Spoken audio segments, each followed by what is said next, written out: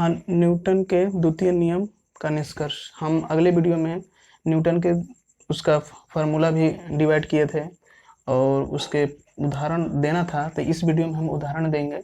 तो हम दो निष्कर्ष निकाले थे, F equal to M A और F equal to delta P upon delta T. तो अब हम इसको लेके, इस इक्वेशन को लेके हम दो इनके बीच का हम रिलेशन ग्राफ ड्रा करते हैं। जैसे F equal to A M, तो इसको हम लेके ग्राफ ड्रा करते हैं। यहाँ पर त्वरण है और यहाँ पर फोर्स है।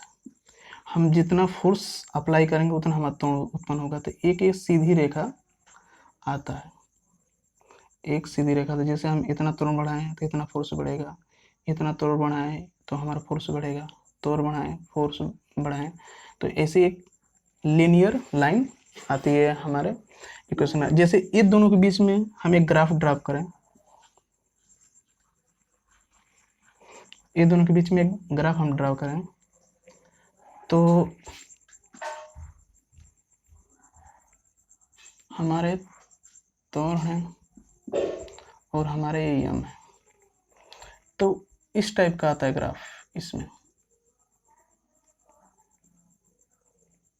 ऐसे आता है। तो इसमें क्या होता है कि जैसे हम त्वरण बढ़ाएं तो द्रव्यमान डाउन होगा, यदि द्रव्यमान बढ़ाएंगे तो त्वरण डाउन होगा। तो ये रिलेशनशिप इसमें आपको शो करेगा। तो चलते हैं अब न्यूटन के सेकंड नियम लेते हैं। हाँ, न्यूटन के द्वितीय नियम का उदाहरण हम पहले उदाहरण लेते हैं। जब क्रिकेट खेलते समय एक खिलाड़ी अपने हाथ में कैच लोकता है, तो वो पीछे की तरफ घिसता है। इसलिए घिसता है कि वो उसका टाइम बढ़ा सके। गेंद जब आती है ना तो एक फोर्स से आती है, तो उस फोर्स को कम करने के लिए ये इसका टाइम बढ़ाता है। तो डेल्टा टी को जब वो बढ़ाएगा तो फोर्स डाउन होता है, तो वो आराम से आके गना हाथों में चिपक जाता है, हाथों में बैठ जाता है। तो यह न्यूटन के द्वितीय नियम का एक उदाहरण है। ऐसा क्यों होता है? जैसे डेल्टा टी को हम कम किए तो हमारा फोर्स बढ़ गया। यह डेल्टा टी को हम बढ़ा दें तो हमारा फोर्स डाउन हो गया। तो जब खिलाड़ी कैच लोकता है तो ऐसे घिसता है, ऐसा ना घिसे, इसी तरह पकड़ने का ट्राई करे तो डायरेक्ट इस पर फोर्स काम करेगा। तो फोर्स ज़्यादा रहेगा तो हाथों में से गेना उछल जाता है, इसलिए कैच ड्रॉप हो जाएगा। वरना यदि हम टाइम को ऐसे बढ़ा देते हैं तो आराम से आके इसका फोर्स कम हो जाता है और आराम से आके गेना हाथों में बैठ जाता है। एक हम एग्जाम्पल इसका लेते हैं। और जैसे जैसे गाड़ी हो गई, गाड़ियाँ जब रोड पर चलती हैं तो रोड क्या होता है, खुरदरा हो जाता है। कभी कभार आप देखेंगे तो गाड़ियों में एक स्प्रिंग लगा जाता है, उसके जो उसके पहिए होते हैं उसके ऊपर स्प्रिंग लगाया जाता है। ये स्प्रिंग करता क्या है, जब गड्ढे आते हैं ना, तो जब गड्ढे आते हैं तो यही स्प्रिंग डाउन हो जाता है। तो एक क्या करता है, डेल्टा टी को बढ़ाता है। जैसे डेल्टा टी को बढ़ाएगा वैसे जो हक्का आता है, जो फोर्स आता है, तो वो कम हो जाता है। इसीलिए गड्ढों में जब गाड़ियाँ गिरती हैं तो उनका वो होता है आपका जो हचक होती है, तो वो थोड़ा सा आपको डाउन दिखती है। क्यों दिखती है कि इसी क्षण उसके कारण दिखती है, स्प्रिंग के कारण दिखती है। स्प्रिंग करता है क्या है, डेल्टा टी को बढ़ाता है, और जैसे डेल्टा टी बढ़ता है वैसे में फोर्स कम हो जाता है और आराम से गड्ढे में गाड़ी क्रॉस हो जाती है। और आप एक और एग्जांपल देखे होंगे, जैसे बॉक्सर, एक आदमी दूसरे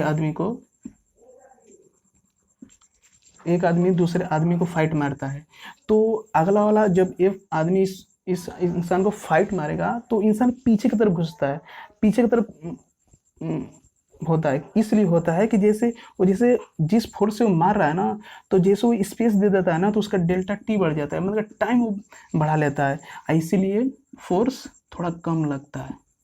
तो ये सब एग्जाम्पल आपके न्यूटन के द्वितीय नियम के उदाहरण हैं। और एक और हम लेना चाहते हैं तो ले सकते हैं। तो ठीक है, 3 एग्जाम्पल बहुत है। और हम देखते हैं न्यूटन का थर्ड लॉ। तो एक इसमें एक और हेडिंग होता है बल का आवेग। बल का आवेग, यदि कोई बल कम समय के लिए एक पिंड पर कम समय के लिए, मतलब डेल्टा टी टाइम के लिए इस पर फोर्स लग रहा है, इस पर यह फोर्स लग रहा है, तो डेल्टा टी और एफ का मल्टीप्लाई कर देंगे तो हमारा आवेग निकल जाता है। तो हम इसको इसका परिभाषा दे सकते हैं। यदि कोई बल अत्यंत कम समय के लिए किसी पिंड पर लगता है तो बल और समय अंतराल का गुणनफल बल का आवेग कहलाता है, बल का आवेग कहलाता है। तो ठीक है, थोड़ा सा इसमें आवेग और संवेग में हम थोड़ा इसका संबंध ड्राइव करके यहाँ पर दिखाते हैं। हाँ, तो ये हमारा न्यूटन के द्वितीय नियम से हम लोग फाइंड किए थे, और ए बराबर हमारा delta T and delta we upon delta T. तो हम अभी पढ़े हैं आवेग बराबर, तो हम यहाँ से रख सकते हैं F equal to M A delta T, या इसको हम यहाँ पर ए के स्थान पर रख सकते हैं डेल्टा भी upon delta T multiply delta T से डेल्टा टी कट गया, तो यहाँ पर हो गया एम डेल्टा भी। इसको हम आपको बताया था कि संवेग क्या होता है, यम वेग या यम, इसको हम आपको बताया था संवेग के बारे में, तो फिजिक्स के फर्स्ट भाग में हम बताए थे, या फर्स्ट क्लास में बताए थे। तो हम यहाँ से पी रख सकते हैं, तो डेल्टा पी। तो हम यह भी कर सकते हैं कि जो आवेग है ना, उस संवेग परिवर्तन के दर को, संवेग परिवर्तन के को ही हम बोलते हैं आवेग। आवेग क्या होता है, बराबर संवेग परिवर्तन, संवेग परिवर्तन, समझ आ गया। तो हम शॉर्ट में कहते हैं जो आवेग होता है संवेग परिवर्तन को ही बोलते हैं। आवेग को आपको पता ही है, आवेग क्या चीज होता है कि जब किसी पिंड पर कम समय के लिए एक बल लगता हो, कम समय के लिए एक बल लगता हो, तो और उस बल और डेल्टा टी के मल्टीप्लिकेशन को हम बोलते हैं आवेग। तो आवेग सीधे बोल सकते हैं आवेग बराबर संवेग परिवर्तन को संवेग परिवर्तन बोलते हैं। अब हम न्यूटन के सेकंड लॉ का नहीं, न्यूटन के थर्ड लॉ का हम उसको समझाते हैं और उसका एग्जाम्पल हम देते हैं आपको। हाँ, अब हम न्यूटन का तीसरा नियम समझ लेते हैं। जैसे दो पिंड है, यह फोर्स लगाता है, जैसे ए हो गया या बी हो गया, तो यह यहाँ से ए बी फोर्स लगाया इधर का, और ए भी लगाया एफ बी ए। तो क्या करते हैं कि जब दो पिंडों को एक दूसरे से हम टकराते हैं या एक दूसरे पर फोर्स लगाते हैं, तो जिस फोर्स से ए भी लगाता है ना, उसी विपरीत फोर्स से दूसरा पिंड भी लगाया गया, तो हम बोल सकते हैं एफ माइनस बी एफ। ये निगेटिव में रहेगा क्योंकि उसके विपरीत लगा रहा है। तो ये न्यूटन का नियम हम कह सकते हैं कि जब एक वस्तु दूसरी वस्तु पर फोर्स लगाता है, तो दूसरी वस्तु के द्वारा उसके विपरीत सेम फोर्स लगाता है। तो इसी क्रिया को ही हम बोलते हैं क्रिया प्रतिक्रिया का नियम। ये न्यूटन का तीसरा नियम, न्यूटन का तृतीय नियम को बोलते हैं क्रिया प्रतिक्रिया का नियम। चलिए अब इस पर हम 4-5 एग्जाम्पल लेते हैं और आपको समझाते हैं। न्यूटन के उदाहरण का एक लेते हैं। जब एक बंदूक है,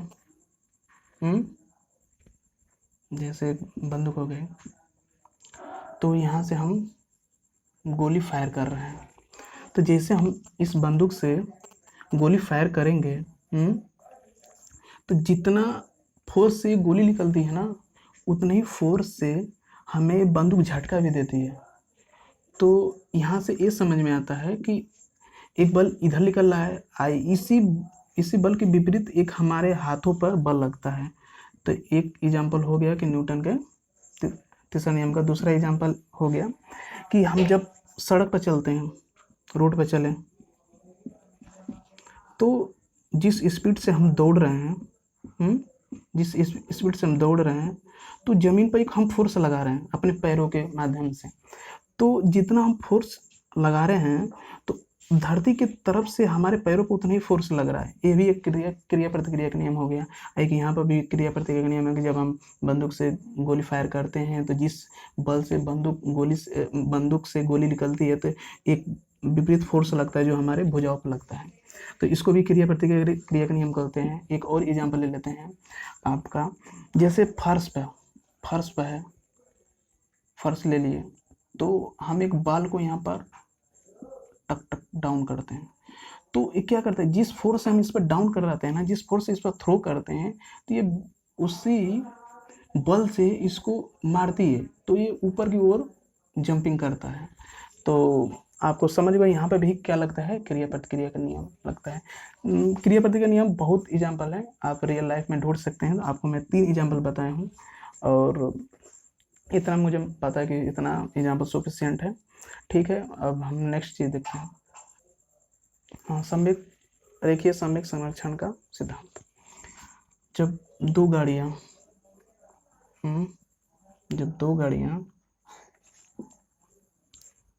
यहाँ भी ले लेते हैं। जब दो गाड़ियाँ एक दूसरे की तरफ आ रही हैं, तो इनका द्रव्यमान m1 है, v1 है, इसका m2 है, और v2 है, u2 है, u2। तो जब ये दो गाड़ियाँ आ रही हैं, तो इनका संवेग टकराने से पहले का तो हो जाएगा आपका p1 बराबर m1 v1, इस गाड़ी का p2 m2 एंड v2। तो ये टकराने का पहले का संवेग है। जब ये दोनों गाड़ियाँ एक दूसरे से टकरा जाएं, जब ये दोनों गाड़ियाँ एक दूसरे से टकरा जाएं, यहाँ पर हम दिखा दे रहे हैं।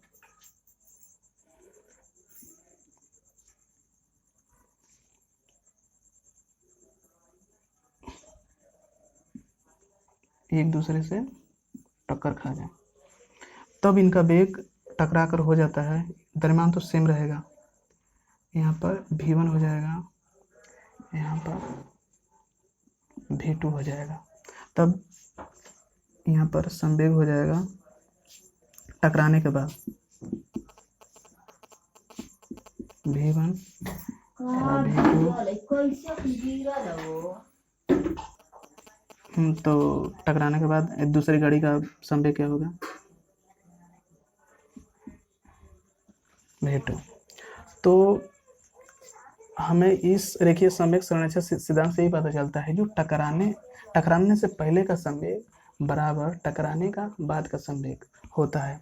तो ये हमारा ये टकराने का पहले का संवेग है, ये टकराने का बाद का संवेग है। ठीक है, इसको हम थोड़ा सा अगले,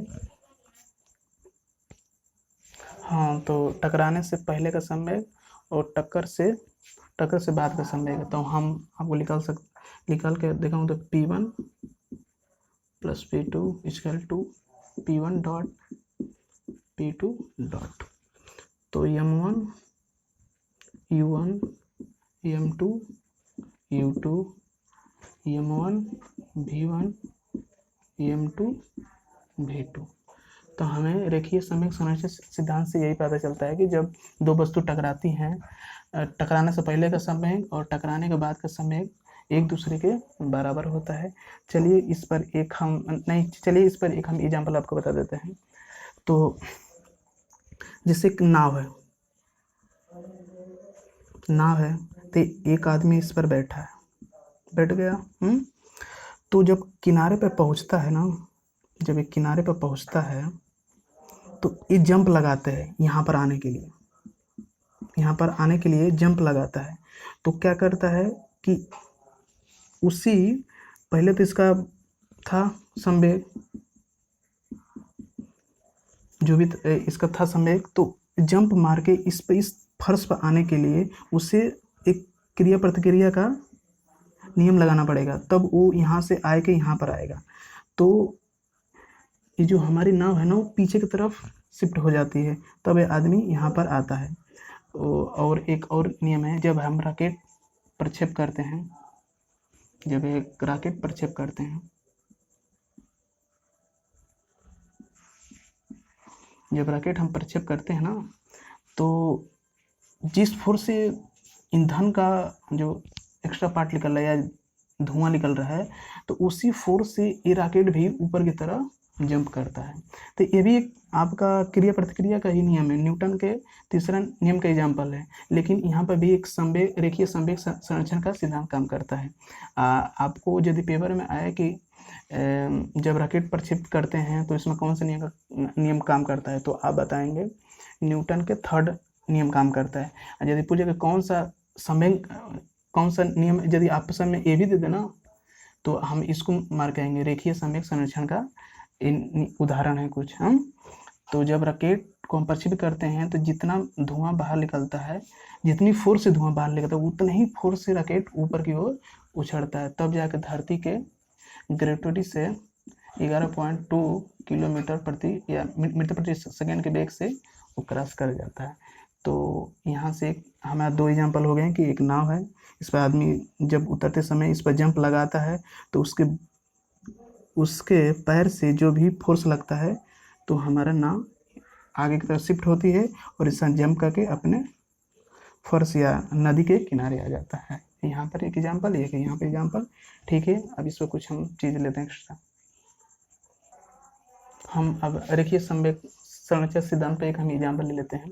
जैसे एक 20 kg का है और एक 80 kg का दरम्यान है, दो गोले हैं, तो क्रमशः इनका दरम्यान है 20 kg, इसका है 80 kg। इसका स्पीड है 40 मीटर प्रति सेकंड और इसका वेग 10 मीटर प्रति सेकंड। वो आते हैं तो यहाँ पर लिखा है कि वहाँ पर आकर एक दूसरे से सम्मिलित हो जाते हैं या संयुक्त हो जाते हैं। तो इसका आपका हो गया। तो आपको मैंने बताया कि टकराने से पहले का संवेग बराबर टकराने के बाद का संवेग। तो हम यहाँ पर लिख सकते हैं m1 u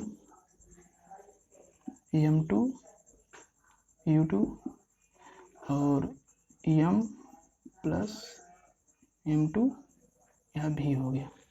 तो आपको ये टकराने से पहले का संवेग है और टकराने के जब दो पिंडों एक दूसरे से मिल जाते हैं तब उनका एक संवेग है। तो हमें इसको निकालना, इस वेग को, जब मिल जाते हैं तो उनका वेग क्या होगा।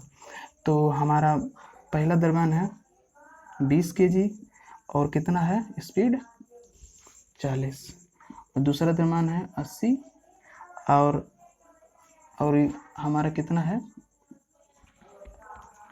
वेग 10 मीटर, क्योंकि ये माइनस में रहेगा, क्योंकि इस पिंड के ये पिंड विपरीत दिशा में आ रहा है, तो इसलिए हम यहाँ पर लगाएंगे माइनस। और यहाँ पर हम लगा दिए द्रव्यमान 80 प्लस 10, यहाँ पर हम ले लेते हैं बराबर 20 प्लस 80 kg और ये वेग निकालना है। तो ये हो गया हमारा 800, यहाँ पर माइनस वेग है, विपरीत वेग आ रहा है, तो ये हो जाएगा हमारा माइनस 800, तो हो जाएगा एक 100 वेग। तो ये हमारा वेग घट घट के 0 हो गया। तो हमारा वेग आ गया 0। तो हम ये कर सकते हैं जब दो पिंड एक दूसरे की तरफ आते हैं और एक दूसरे में संयुक्त हो जाते हैं तो हमारा वेग 0 हो गया। इससे हम फाइंड कर दिए। तो ये एग्जाम्पल था हमारा रेखीय संवेग संरक्षण का सिद्धांत पे। और ठीक है, अगले वीडियो में मिलते हैं। प्लीज़ इस चैनल को सब्सक्राइब करें और शेयर करें। मैं रमेश कुमार गंज और